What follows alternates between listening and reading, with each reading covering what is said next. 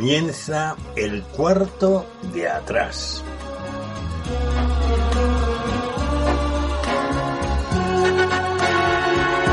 El cuarto de atrás es un tiempo para conversar entre amigos acerca de temas que nos importan. No pretendemos dar sentencias ni valoraciones especializadas, sino aportar las opiniones de personas como tú que se detienen a pensar en asuntos importantes que ocurren en nuestro mundo. El cuarto de atrás abre sus puertas durante una hora para tratar temas de actualidad desde una perspectiva diferente, la mayoría de las veces en tertulia, aunque de vez en cuando también entramos en un tiempo más íntimo y en vez de tertulia es una entrevista. En todo caso, nuestro acercamiento a la actualidad procuramos siempre que sea en perspectiva cristiana, porque esta es una emisora cristiana. Acompañamos el tiempo del cuarto de atrás, o más bien lo sazonamos con 2 o 3 breves pizcas de adobo musical. Preferimos temas de la gran música, también llamada clásica, aunque de vez en cuando escuchamos música de otros estilos y épocas, pero música que agrada escuchar, que motiva, que estimula, ya lo verás. En nuestra tertulia no tratamos de política ni de deportes, porque ya se abordan extensamente en el resto de las tertulias e informativos de todo tipo. Tampoco lo hacemos sobre la vida social de los famosos, aunque citemos a alguna persona tratando de un tema o de una noticia.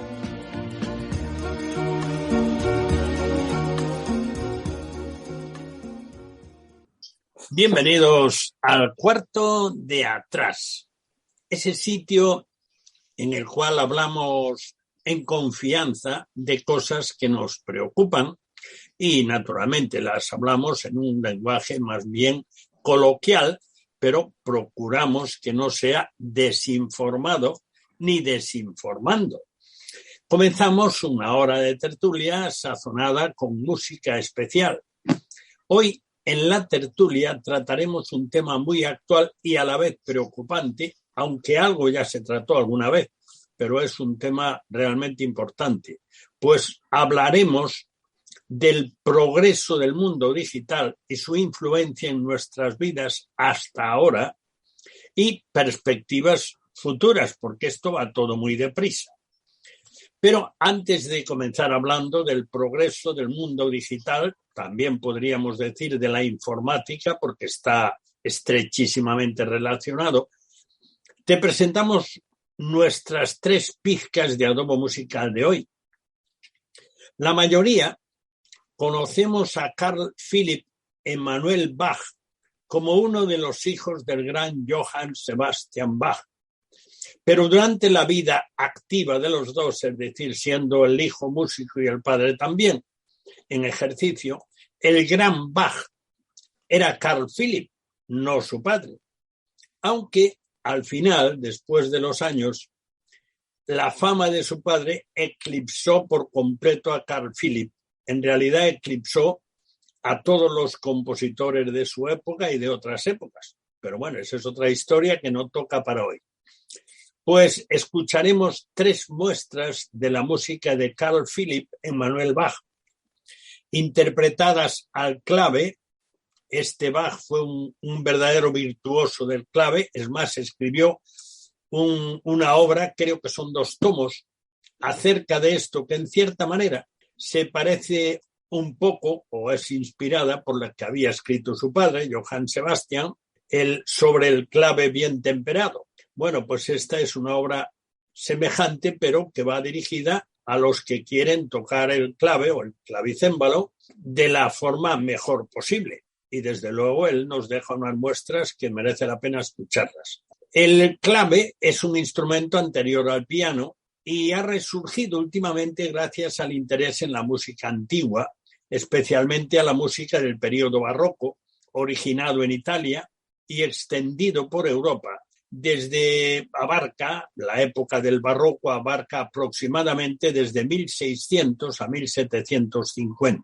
Por cierto, 1750 es el año en que murió Johann Sebastian Bach y nos ha dejado una riquísima producción musical, ese periodo. Nuestra primera pizca de adobo musical para hoy será el tercer movimiento presto de la sonata prusiana número 3 en mi mayor de Carl Philipp Emanuel Bach. Escuchémosla.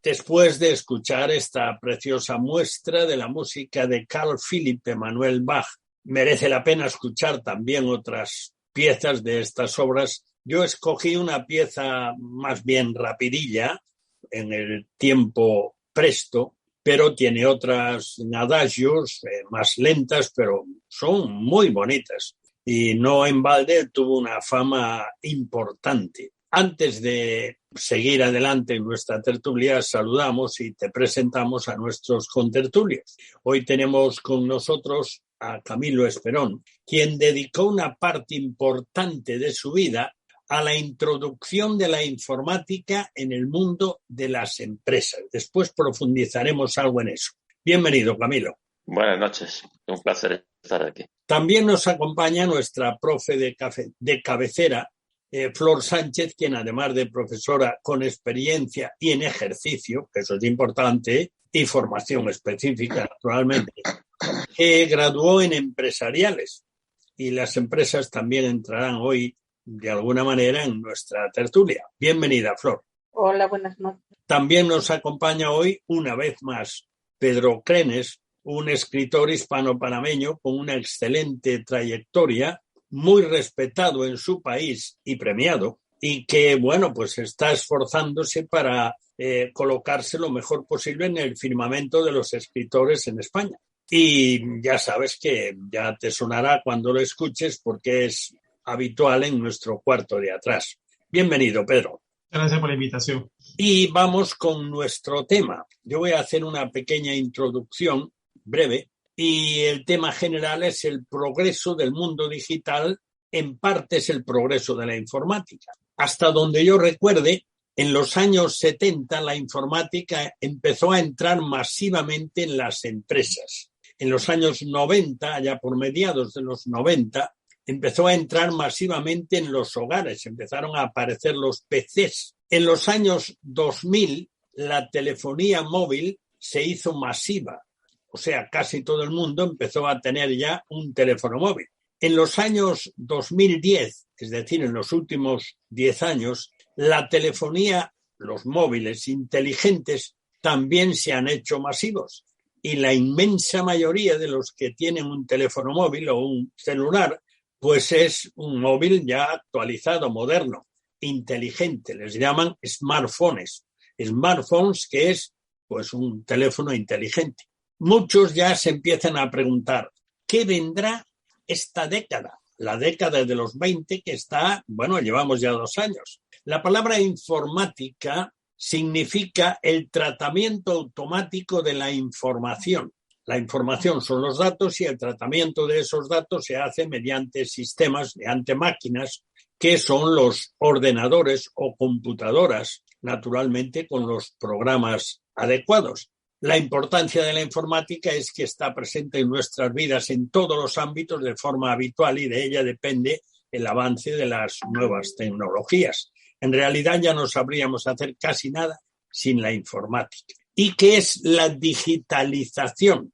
Eso de lo que tanto se habla y nos quieren meter en el saco a todos. Es el proceso de transformar lo analógico, lo palpable, en digital. Es decir, de transformar lo palpable, como por ejemplo papeles, transformarlo en archivos informáticos, sencillamente. Entonces, eso es un cambio enorme porque en vez de tener, por ejemplo, una serie de archivadores con papeles y carpetas, pues ahora mismo entramos en el ordenador y tenemos allí todo guardado, si somos bien ordenados, bien organizados. Y bueno, pues lo que este artículo dice, en fin, es más seguro, protege los documentos, es clave para el cliente, es el futuro.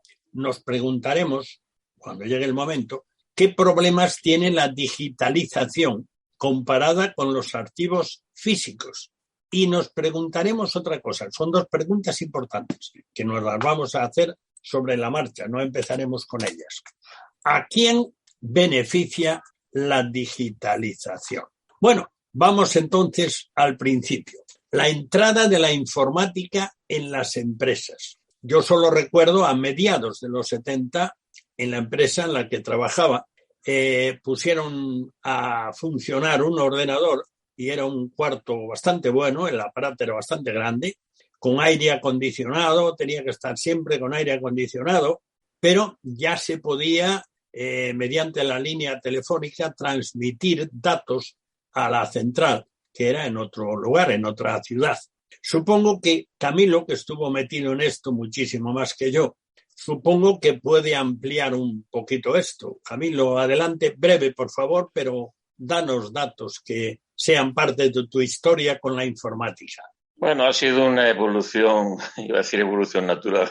Yo en mis comienzos, porque ya tengo ciertos años, cierta edad, tengo ya tantos, pues hombre, estaba con, puedo decir la compañía, Olivetti, ¿no? Y lo más que había en una empresa era una máquina de escribir electrónica, ¿no? que llevaban, pero era un sistema de escribir mejor que las máquinas de teclas, no era lo último que había y era complicado de programar y incluso de enseñar, ¿no? Y después la evolución natural, bueno, pues lo que tú dices, una empresa como la que tuviste, Daniel, aquellas máquinas que solían ser de la compañía IBM, que empezaron con cartones y agujeritos y procesaban muy lentamente, pero la evolución ha sido rapidísima. En poco tiempo cualquier empresa tenía ya un PC en la empresa y un programa de gestión.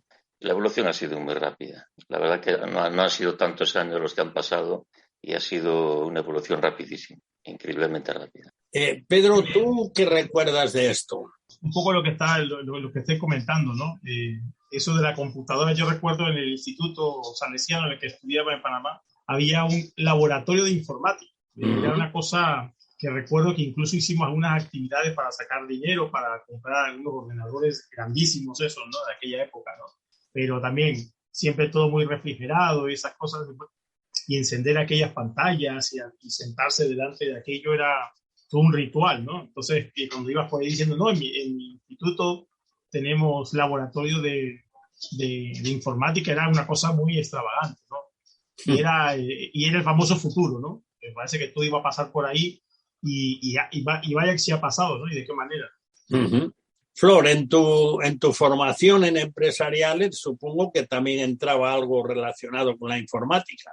Sí, a ver, cuando yo empecé a estudiar empresariales, bueno, tengo que decir que todavía estaba el tema, no está, o sea, el avance que se hizo de los años 90, 95 hasta el 2000 fue bastante impresionante. Pues estaba recordando que, por ejemplo, cuando yo terminé biología, en el año 1987, yo me dediqué a prepararme cosas para el currículum, ¿no? Para mejorar el currículum. Y una de las cosas que hice fue apuntarme a un curso que hacía la UNED de informática, donde estudié aquel primer sistema, aún no había aparecido el Windows, y estudié aquellos primeros sistemas, el sistema operativo MS2, que era lo que se hacía, y cómo programar para hacer una base de datos, y manejar ese tipo de los comandos que te hacían falta para hacer eso. Ya estoy hablando, pues eso, casi en la década de los 90. Cuando empecé, después estuve trabajando y unos años después es cuando empecé a hacer empresariales. El cambio ya se manifestaba bastante, pero aún cuando yo terminé empresariales, aún se veían los ordenadores, por ejemplo, no existían, no recuerdo que existieran los ordenadores portátiles. Aún se manejaban los ordenadores de sobremesa, aún eran ordenadores bastante grandes. Ahí sí ya apareció el Windows, que ya hizo un cambio revolucionario con respecto a muchos temas.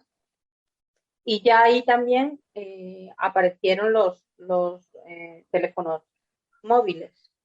Pero si pienso de ahí hasta esta época, incluso un poquito antes, porque ahora ya está todo muy, la informática, yo creo que en los últimos 10 años el avance que ha hecho es enorme. Pero si voy para atrás, ¿no?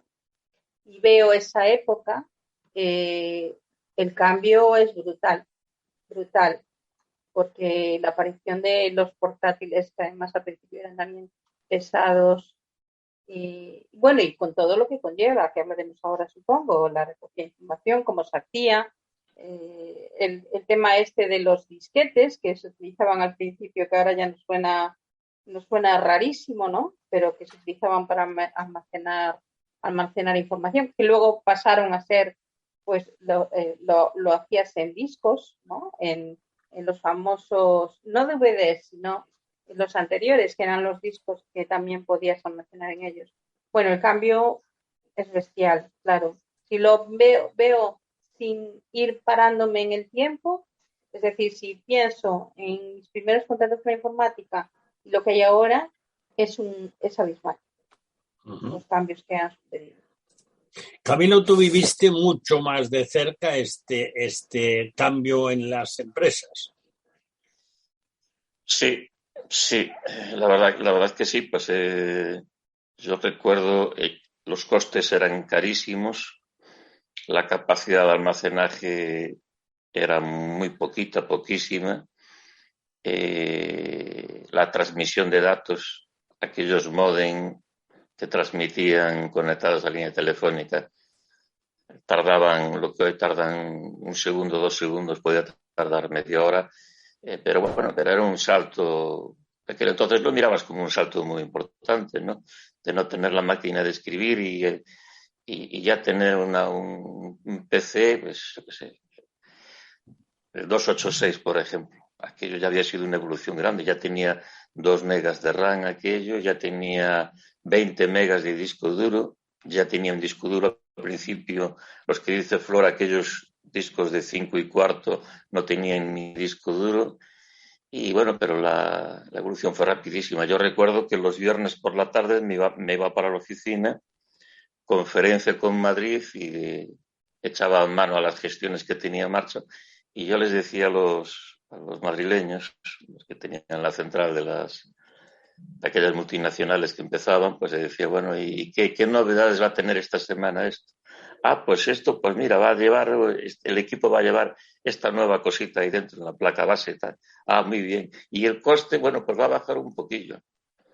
Pero estamos hablando de una instalación media que yo ponía en aquel entonces, eran 5 millones de pesetas. De aquellas 5 millones de pesetas del año 90 era mucho dinero. O 3 millones una instalación media. Se la ponías a aquella gente que podías ponérsela, a aquellas empresas grandes o aquella gente con dinero, y a veces que había que hacerlo con una financiación de algún branco cuando los intereses eran un 18%. Estamos hablando, fue antes de ayer y parece que al mismo tiempo estás hablando de la prehistoria. Y no hace tanto tiempo que ha pasado todo eso. Y vamos, es que yo recuerdo cuando llega mi primer móvil a mi empresa, me ponen en el coche la instalación en el maletero atrás, la antena arriba en el techo y después el teléfono con unos imanes en la guantera del coche para pillarlo. Era analógico. Podía subir una loma, tener de cobertura y bajar y perderla. Llegaba al hotel y a lo mejor quería llamar a la empresa a ver cómo había alguna novedad. Y algún ejecutivo que te miraba y señalaba con el dedo, mira aquel que lleva un teléfono instalado en el coche. A los 4 días ibas por el campo y mirabas al señorito en el tractor, oye, la hierba crece muy bien. Y eran 4 días después. Hacía 2 días atrás parecía un exclusivo, ¿no?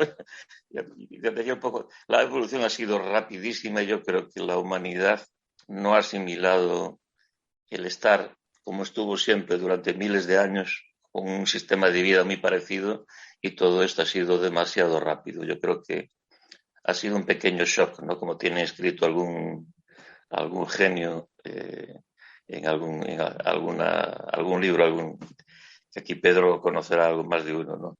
Se hablaba del shock del futuro, ¿te acuerdas, Pedro?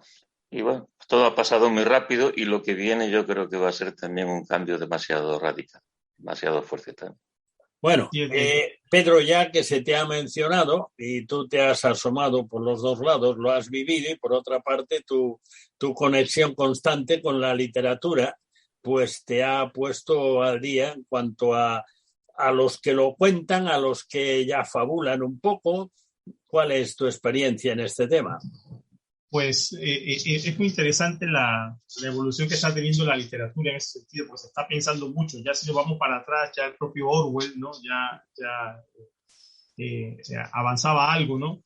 Pero pensando mucho en la tecnología, yo creo que ahora que está puesta la tecnología, yo creo que el gran salto que se va a dar, y mira que hemos dado saltos éticos y morales, yo creo que por ahí van a ir las cosas, ¿no? Que se está reflexionando mucho sobre la pérdida de la creatividad claro, a favor de las máquinas, por ejemplo. Ya hay sistemas por ahí que te pueden inventar noticias o hacerte noticias. Entonces... Y escribir libros. Sí, exactamente. Muchos de los escritores que están haciendo cosas ahora, Jorge Carrión, por ejemplo, de Barcelona, o dentro de poco va a presentar El Mundo Paso Oldán de Bolivia, novelas que ya van hablando del futuro, ¿no? Del futuro. Y si recordamos, 2001 era una odisea espacial, ¿no? 2001 parecía una frontera muy, muy loca, ¿no? Ya estamos aquí por el 2022. Entonces, claro, nadie supera Metrópolis, esa gran película, ¿no? de principios del cine, pero ese futuro tan brillante y de cosas volando y tal y cual ha demostrado que no es tan así, y que lo que de verdad está cambiando es la perspectiva del ser humano sobre sí mismo y sobre los demás. Y eso es lo que da un poquito más de miedo, ¿no? Que al final se está digitalizando incluso nuestra mentalidad, nuestra mirada sobre el otro. El otro parece de mentira, cada vez más, ¿no? Entonces, y lo vemos en la generación de la violencia y las actitudes de uno con los otros. Entonces, guerras como la que estamos, la que ha estallado ahora, pues nos vuelven a recordar otra vez no somos digitales, somos de verdad, ¿no? La gente se muere y en fin, yo creo que por ahí van a ir los tiros también en la literatura, ¿no? esta reflexión sobre cómo las máquinas van a cambiar nuestra mirada sobre nosotros y sobre los demás. Vamos a hacer un alto breve. El tiempo pasa que se las pela. Estamos ya casi a la mitad del programa y vamos a hacer un alto en nuestra tertulia para abordar después acerca del futuro y también acerca de otro aspecto que se trata muy poquito. Nuestra tertulia está tratando del progreso del mundo digital, que naturalmente va sobre la informática. Y esta parada será para ofrecerte nuestra segunda pizca de adobo musical. Y de verdad que intentamos que esas pizcas de adobo sean como un ratito de relax cuando tratamos temas realmente serios y hasta a veces preocupantes. Bueno, pues nuestras pizcas de adobo musical le dan un color distinto y nos permiten relajarnos un rato y disfrutar del arte y del genio de los compositores. Así que vamos a escuchar el tercer movimiento presto. Yo tengo mucha afición por las partes rápidas, movidas de las músicas, de las grandes músicas. El tercer movimiento presto de la sonata prusiana número 4 en do menor para clave de Carl Philipp Emanuel Bach, hijo del gran Johann Sebastian Bach, pero que en su día, como dijimos ya antes, llegó a superar a su padre en fama. Él era el Bach importante, era el quinto hijo de su primera mujer, que era una prima de segundo grado, que murió de repente y le dejó a Bach pues unos cuantos hijos. Si no recuerdo mal, tuvo creo que 7 hijos y murieron, por lo menos 3 o 4 murieron. Y uno de ellos fue un músico famoso, Bach se casó de nuevo y con su segunda esposa tuvo 13 hijos más y también murieron bastantes, era lo típico de aquel momento, pero también hubo uno de los hijos de la segunda mujer que fue un músico importante. Sus mujeres, la primera y la segunda, también eran de la música. Es decir, también música, no solo eran los hombres.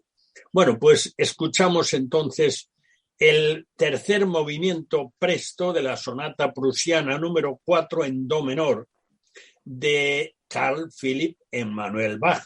No llega a 3 minutos, pero merece la pena. Son vivos, bonitos. Escuchemos.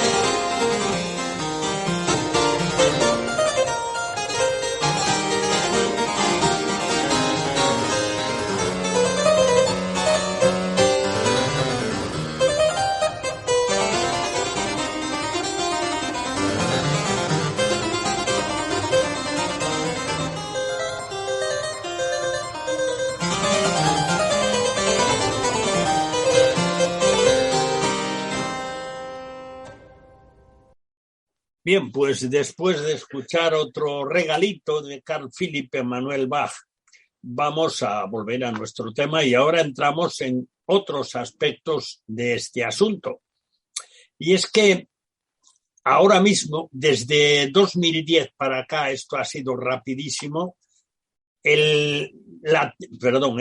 la telefonía inteligente, es decir, los móviles que ya son ordenadores, hombre, por hacer una comparación así muy sencilla, se hicieron ya varias, pero el teléfono móvil que tengo ahora, que es un móvil barato, de poca potencia y todas esas cosas, tiene mucha más memoria de trabajo que lo que tenía mi primer PC, mi primer ordenador doméstico de los años 90. Mucha más. Además, la memoria que tiene para guardar cosas es muchísimo más. Aquel primero, que era Windows, por cierto, pues tenía 1 giga de disco duro. 1 giga donde podía guardar todo, pero incluía también los programas. O sea que no era el giga entero. Mi pobre telefonito, que ya digo, corrientito y baratito, tiene 64 gigas y es un teléfono, no es un ordenador. Sí que es un ordenador. Y muchas más cosas que tiene. Bueno, en este momento su uso es masivo. Ya casi no hay una persona que no tenga por lo menos uno. Yo conozco a uno que trato muy frecuentemente y no tiene un teléfono móvil, un teléfono inteligente. Tiene 3. Y usa los 3 continuamente. Bueno, entonces quiere decirse que el cambio ha sido brutal. Y bueno, ya por avanzar un poquito, y esto sé que a Camilo no le gusta nada, pero yo lo voy a desafiar a que se asome un poquito.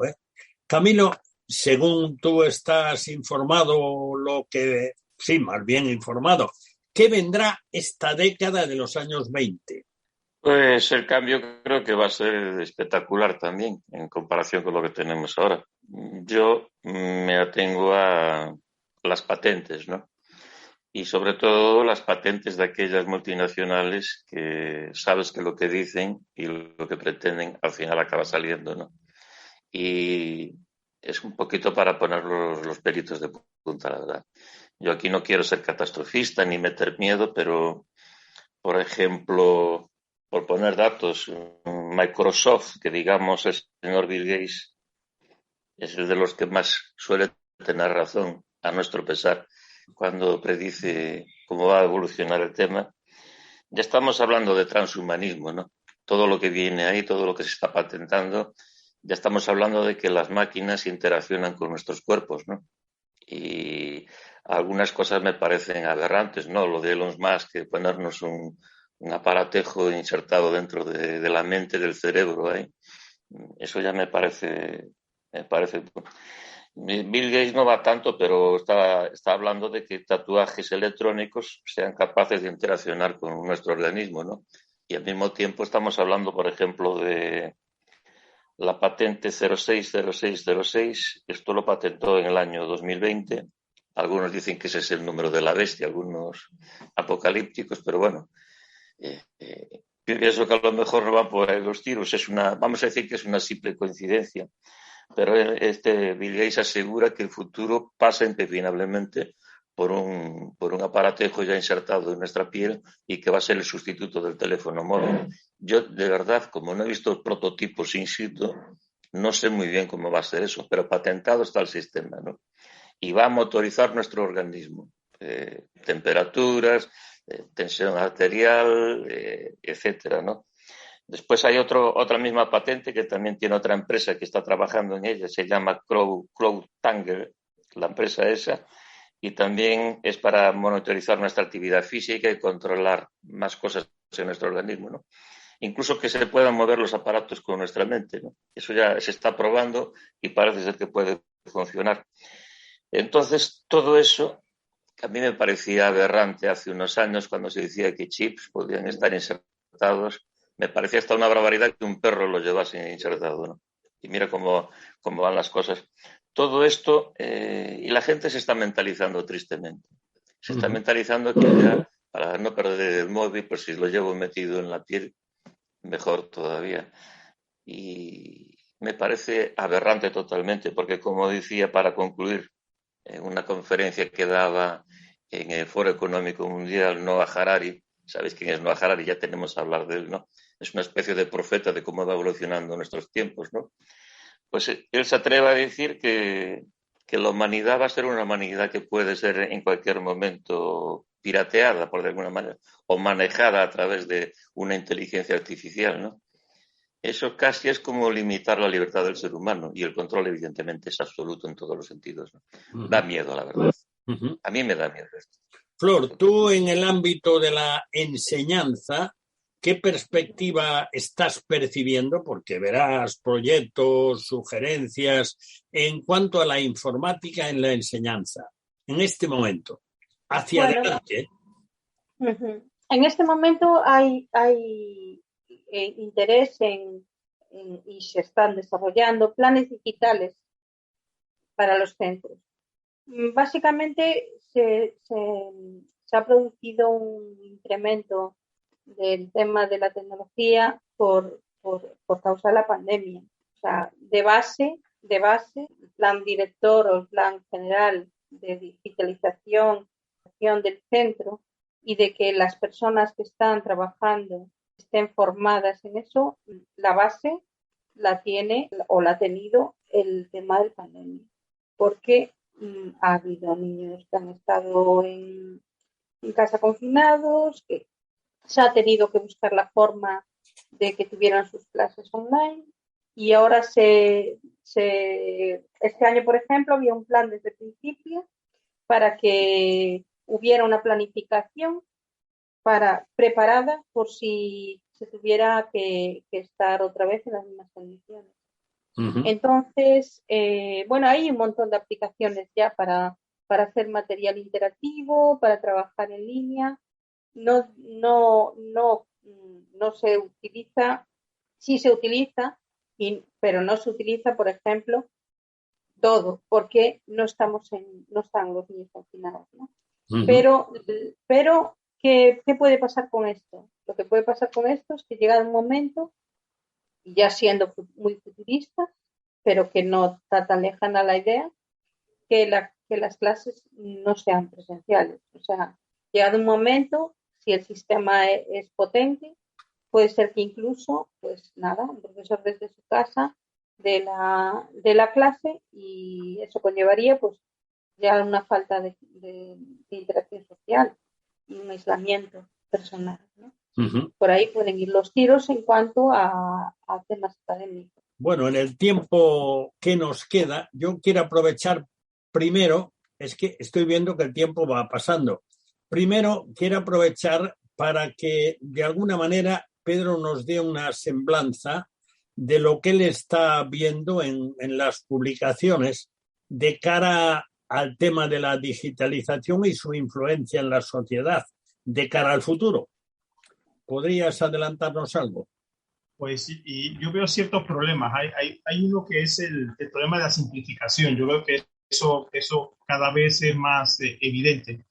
Y en un conflicto, por ejemplo, como el que tenemos con Ucrania, todo se simplifica mucho. Entonces, ahora los mensajes, recordamos aquellos tweets al principio, pues de ese tamaño están quedando las consignas y los pensamientos, ¿no? En nuestras iglesias podemos decir que nos quedamos con un pensamiento santo y simplificamos la predicación, ¿no? Simplificamos las verdades bíblicas, ¿no? Y eso va a ser un gran problema en el futuro, porque al final lo que estamos haciendo es reflexionar cada vez menos porque vamos muy deprisa. Entonces, como todo va muy rápido, por ejemplo, Los Miserables, ¿quién publicaría Los Miserables? 600 páginas de novela. Yo acabo de reseñar una novela de Wole Soyinka de Nigeria. Y claro, como es premio Nobel, un hombre que lleva 50 años sin escribir una novela, pues le publican 600 páginas, pero ¿quién se lee 600 páginas? Yo por curiosidad estuve buscando reseñas de la novela, hay muy pocas. Lo que hacen es mandarte la novela y la gente habla por encima de lo que pone en la contraportada y no se la lee y bueno, hace la publicidad y ya se publicó. Y eso es todo. Y vamos hacia eso. Y también, bueno, lo que adelantaba antes hablando de la sustitución de la creatividad humana por el algoritmo o por las máquinas, ¿no? Por la inteligencia artificial, ¿no? Eso va a ser también un problema, porque al final, pues, se presentará el Premio Planeta o al Premio Nacional de España, lo que sea, pues, no sé, un algoritmo y seguramente ganará. Entonces, ¿eso a dónde nos lleva? Yo creo que en esta teoría universal de la pereza en la que vivimos, pues al final, pues mira, pues ¿para qué competir, ¿no? Que ya que escriban otros, ¿no? Diremos. Y es un algoritmo que nos publicará algo en lo que ellos quieren que sepamos, ¿no? Y por otro lado, me parece que hay una especie de olvido programado. Cada vez más, por esta simplificación de las ideas y la simplificación incluso de la propia palabra de Dios, al final iremos recordando cada vez menos lo que pasó hace 20 años o 30 años. Y eso sí que es peligroso, porque cuando dejamos de pensarnos a nosotros mismos, vendrá otro a pensarnos. Y dirá, tú fuiste así y queremos que seas de esta forma. Entonces, no podremos avanzar mucho si no recordamos de dónde venimos, ¿no? Y creo que ese es uno de los grandes peligros que vamos a tener en el futuro. Va todo tan rápido que la gente no se acuerda ni siquiera de lo que hizo ayer, antes de ayer, ¿no? De la Segunda Guerra Mundial, ¿qué recordamos, ¿no? De este propio conflicto que estamos viviendo, ¿qué recordamos de 2014, ¿no? Llevamos estando para atrás y es que es terrible. Entonces hay que volver a leer, hay que volver a documentarse y creo que para mí ha sido esta sensación que he tenido estas 2 semanas de guerra, ¿no? Que no hemos leído nada, que se te olvidan las cosas, de que te he metido un montón de cosas y al final, ¿qué es lo que está pasando, no? Así que para mí van por ahí los tiros en lo que se escribe. Uh-huh. Flor, una pregunta. Dado que uno de las dedicaciones más importantes que has tenido, a lo menos en parte en tu vida, ha sido estudiar. Y bueno, pues tú has estudiado 3 grados universitarios y aparte de eso has estudiado otras cosas. Entonces, yo te haría una pregunta, a ver si me la puedes resumir en lo que puedas, no para seguir lo que dice Pedro ahora, que yo estoy 100% de acuerdo. ¿Qué problemas tiene la digitalización comparada con los archivos físicos? Con que digas uno, me llega. Vale. Para mí el principal problema es que el interactuar con un texto que está en una pantalla, por ejemplo, y aunque haya procesadores de textos que te dejan poner notas y marcar el texto y subrayarlo y todo eso, por mi experiencia y por lo que yo creo, te da menos capacidad de retención. No digo comprensión, puedes comprender el texto y entender lo que te está diciendo perfectamente, pero sí de retención. Porque, por ejemplo, un sistema para retener a veces en la memoria los contenidos es saber la página donde está, ¿no? Muchas personas cuando quieren recordar algo, recuerdan en qué página, por ejemplo, está o un detalle de esa página o hay algo en la página. En cambio, en la digitalización eso no es desaparece. Sí, Camilo, otro problema que tú estés viendo en la sustitución de lo físico por lo digital, aparte de lo que, por ejemplo, Pedro acaba de mencionar de la historia que se va deformando y al final te la cuentan y es la que hay, porque la otra ya la has perdido. Pero algo que tiene que ver con digitalizar o lo físico, es decir, tener un archivador con archivos o tener una biblioteca con libros. Una cosa así. Pedro decía que había que leer más y qué razón tiene, aunque él mencionaba a Soyinka, un premio Nobel. No es de mis autores favoritos, pero yo digo que hay que leer, aunque sea a Soyinka, ¿no? O cualquier otro, ¿no? Pienso que hay que hacerlo, pero tristemente la juventud, la gente ahora no lee. Yo creo que el sistema funciona de tal manera que el sistema hace que ellos piensen por ti, ¿no? Y eso es lo más triste de todo, ¿no? Google acaba de implementar un algoritmo 100 veces más potente que lo que estaba actualmente, ¿no? Eso significa que acaban pensando por ti, acaban decidiendo por ti lo que tienes que ver, lo que tienes que oír y tristemente la gente no tiene capacidad para leer, no sé por qué razón. Pienso algunas cuestiones, pero no puedo demostrarlas. Pero lo que sí está demostrado y sí es que la gente, pues, pongamos, yo tengo aquí una señora biblioteca, viene alguien y me dice, oye, Camilo, me gustaría conocer más esto, lo otro. Como saque yo un tocho de 500 páginas, y lo primero que me van a decir es, mira, qué gordo es eso, no, sácame eso de ahí. Antes no te daba miedo un libro, aunque tuviera 400, 500 páginas. Antes éramos capaces, si un libro nos gustaba mucho y nos enganchaba, éramos capaces de leerlo en un día o dos. Hoy la gente no quiere leer. Hoy la gente, pues, hasta yo creo que no tengo Twitter, ¿no? Pero que no son muchos caracteres. No recuerdo ahora el número de caracteres que son, pero yo creo que de ahí la gente ya no quiere pasar cuando se mete a leer, ¿no? Y me parece que eso, que el sistema se está implementando de tal manera que quiere pensar por ti. Y ya como decía lo que mencionaba antes, ¿no? Harari dice, somos animales pirateables. Qué triste es hablar de la humanidad de esta manera, ¿no? Que vamos a llegar a ser animales pirateables. Es muy triste. Hay una cuestión que no se menciona nadie habla de eso, casi nadie, que tiene que ver con el defecto, para mí el defecto más importante de la digitalización comparada con los archivos físicos.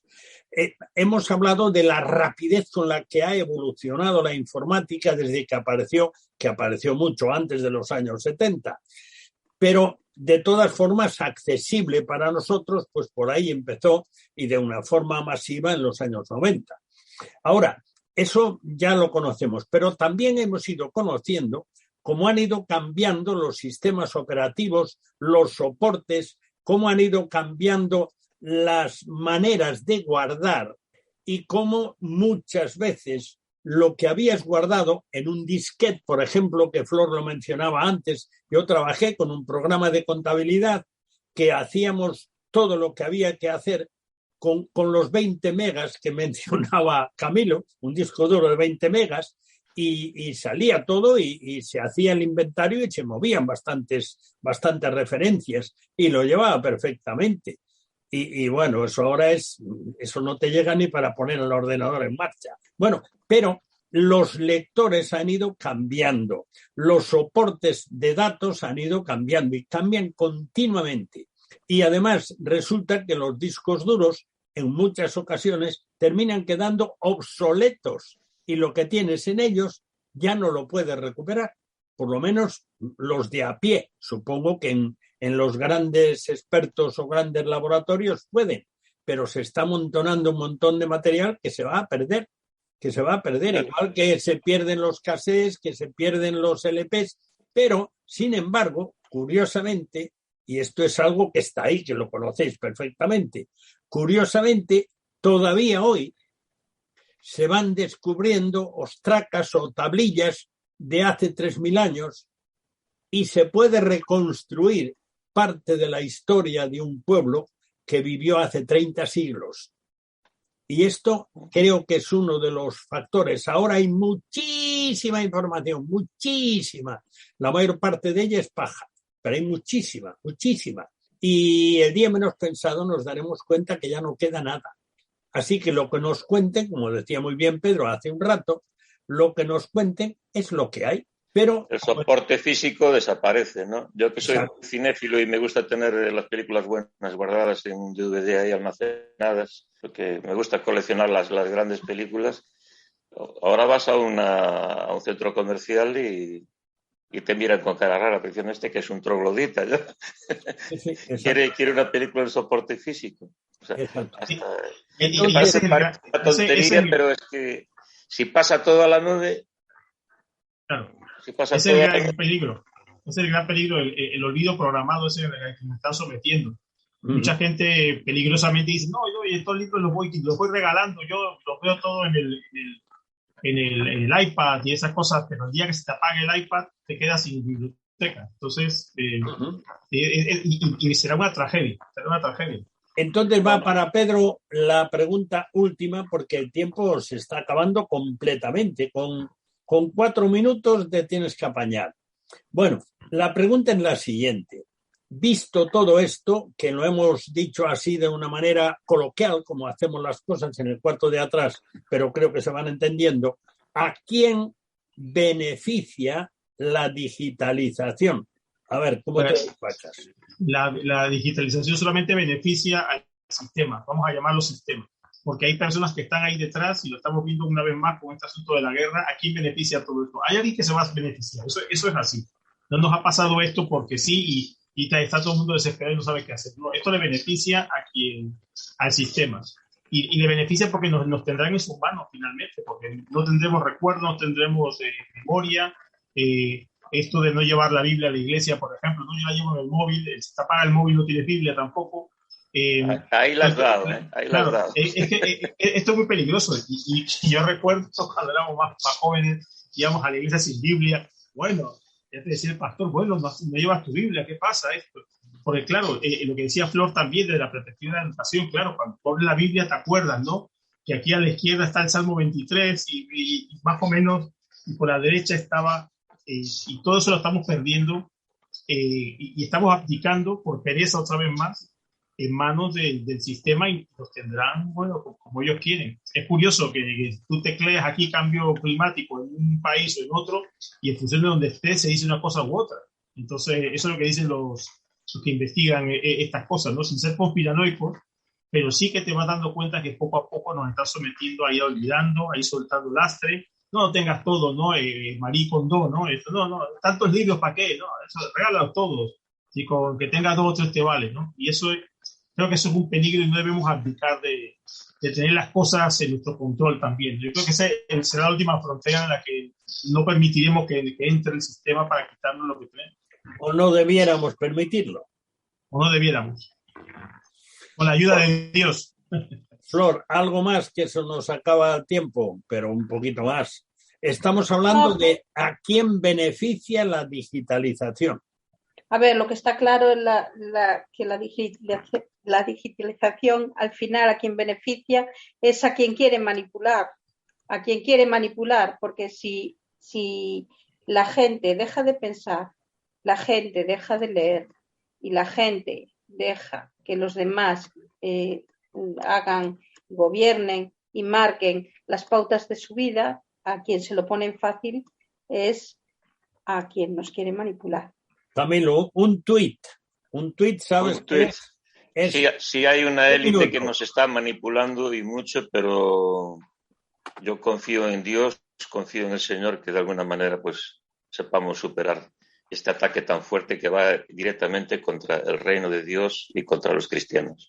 Ahí estoy totalmente de acuerdo. En esta mañana, es curioso porque en esta mañana un programa que, como sabes, hago en directo todas las mañanas, hablé de ese dispositivo, de ese método, de ese sistema que el señor Bill Gates está invirtiendo en él, que es para que, bueno, pues una especie de tatuaje sirva no solo para guardar información, sino que sirva también para comunicación. Y entonces, hablando de eso, pensando en eso, pues yo pensaba algo parecido y lo comentaba, que no sabemos, y esto es un asunto serio, no sabemos hasta dónde permitirá Dios que avance este movimiento de supercontrol. O sea, en este momento nos espían ya, eso ya lo sabemos. Bueno, pues ahora con eso nos controlarían muchísimo más, porque llevaríamos encima el control. No podíamos apagar el móvil o dejarlo en casa porque lo llevamos puesto. El móvil, vamos, el sistema. Entonces, y el monedero, etcétera. Exacto. Así que, bueno, no sabemos hasta dónde el Señor permitirá, pero creo que los cristianos tenemos una ventaja muy grande, que podemos anticiparnos y debemos de estar vigilantes, confiando en el Señor, pero vigilantes, que no nos coman las papas a nosotros por no estar informados. Así que mantengámonos informados de lo más importante, el libro.